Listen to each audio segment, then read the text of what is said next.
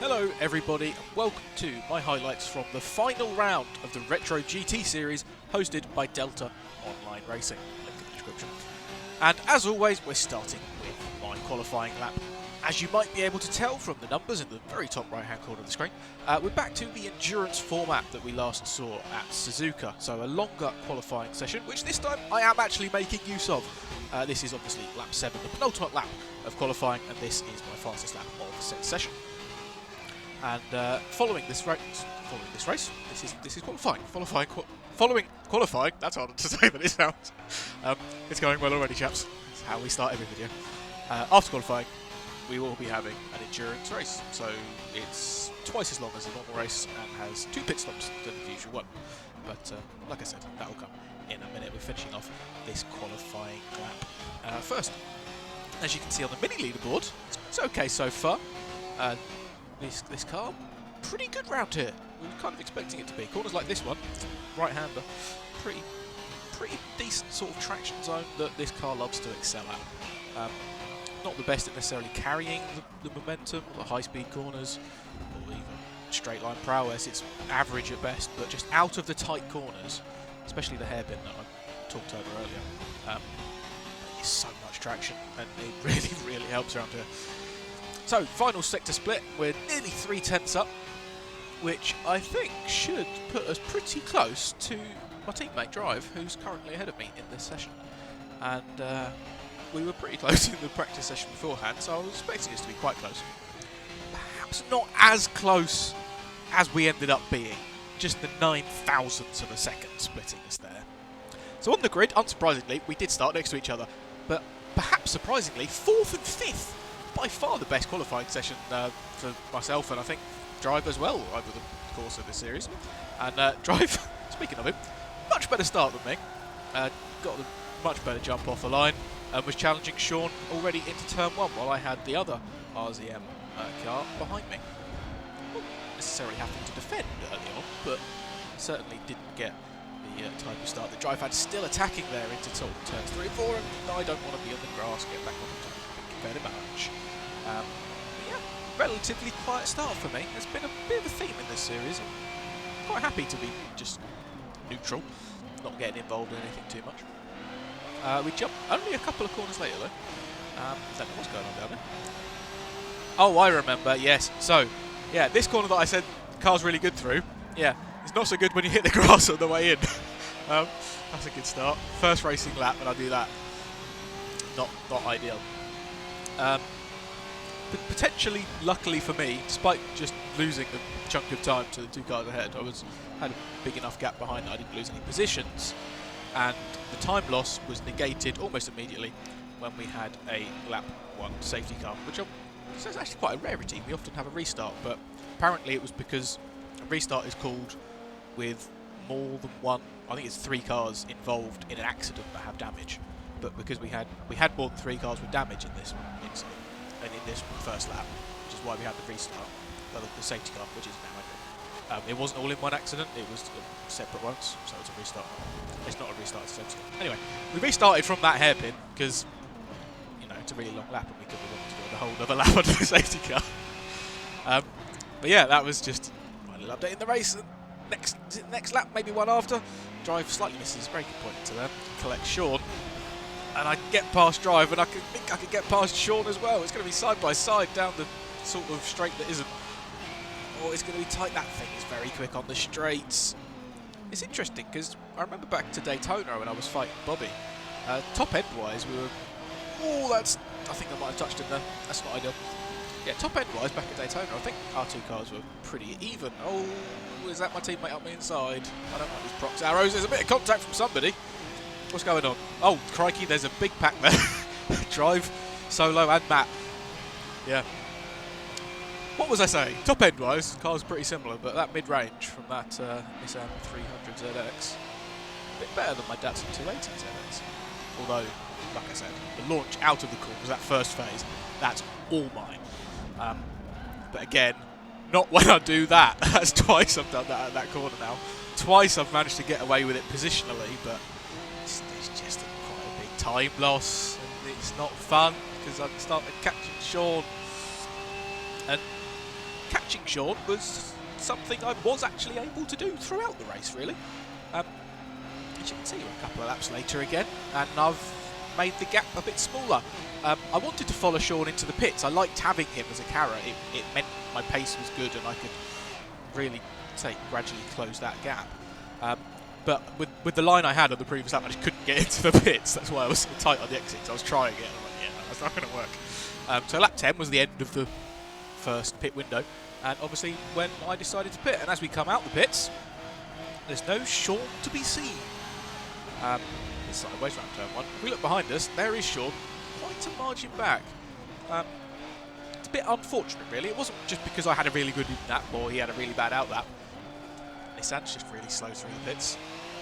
And that disparity is something we would see once again when the pits roll around for a second time.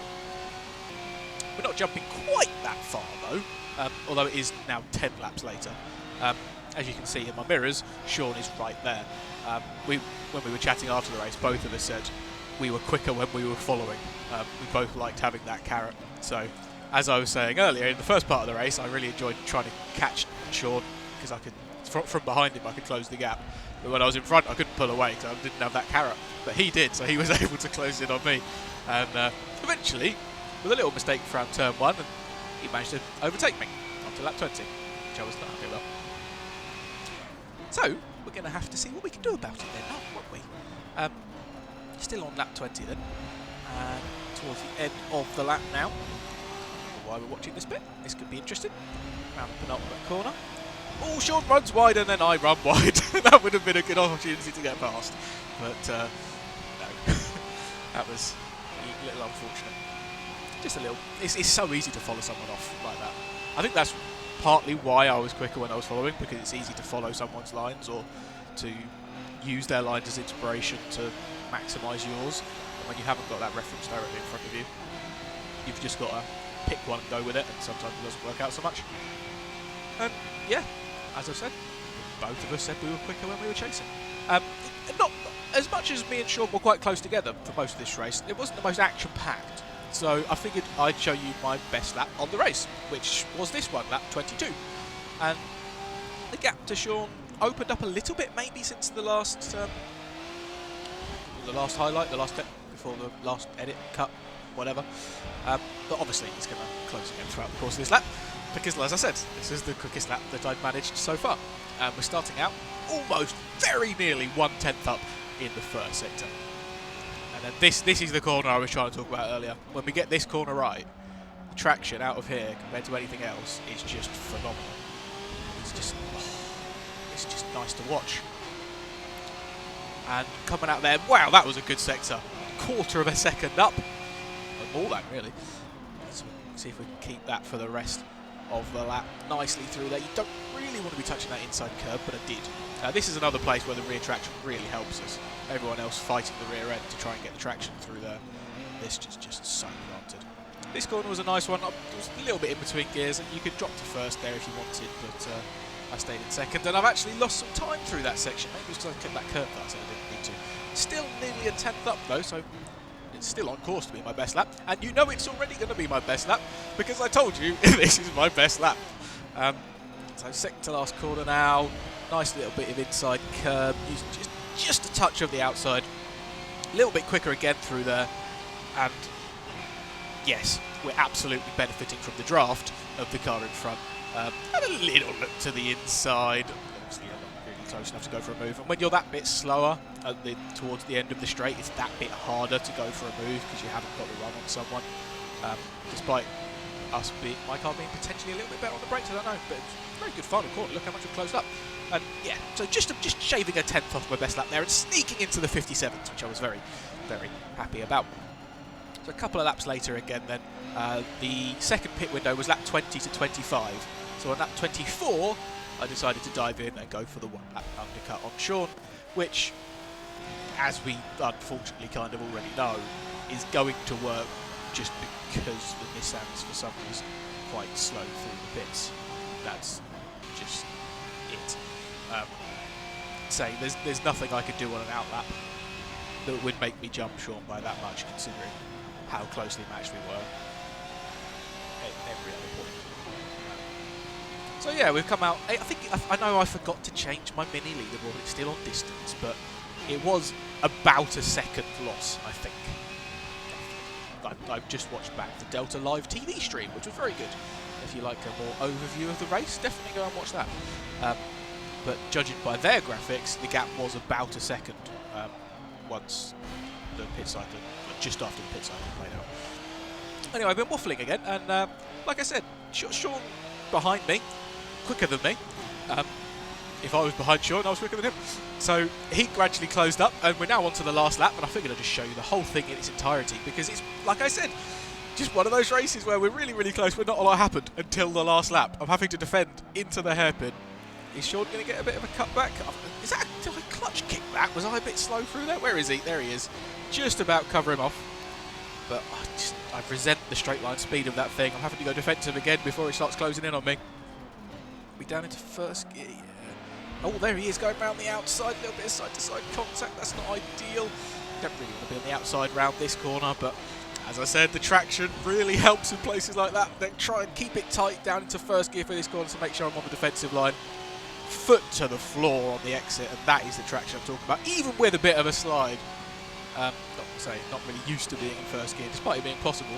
It's not something I was doing very often, and then Sean catches me out and goes for an absolute send. Great attempt at a move through there. We're still side by side through the couple of following corners. I think I'm just about clear at this point. And as I get my foot down here, slightly on the curb, Sean was obviously going for it as much as he could as well. Just slightly touched my rear end and tipped me sideways. To his credit, he backed off so he didn't spin me. But then the straight line speed of that thing, he's going to get me into the final corner, and there he goes. But here I go, back up the inside. Oh, I've sent that in a little hard, and that's quite a big side-by-side contact. And now it's just going to be a drag race to the line. You know I'm going to swap into third person so I can see what's happening. And I was really expecting that Nissan to come back at me, but split by a car length at the end of the race. And we're on the podium!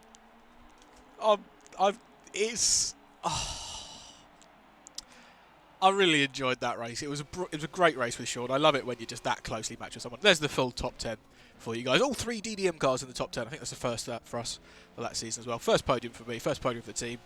Definitely the best race of our season, I think. But yeah, just that tiny little hollowness of... I jumped Sean in the pits twice. And now this bit's going to be interesting because I've forgotten to put the graphics on the screen for me. But I'm going to carry on anyway and just guess the times. The timings, even. You should be looking at the driver standings about now, and you can see that I'm in 6th place. Little bit of a shame to drop to 6th based on the dropped scores, because otherwise I would have been in 4th, but 6th is still probably better than my average finishing position, so I'm very happy with that. And now we'll have a look at the teams where we are 4th as a team, and considering we had that one round without 2 cars in, I think we can be very happy with that.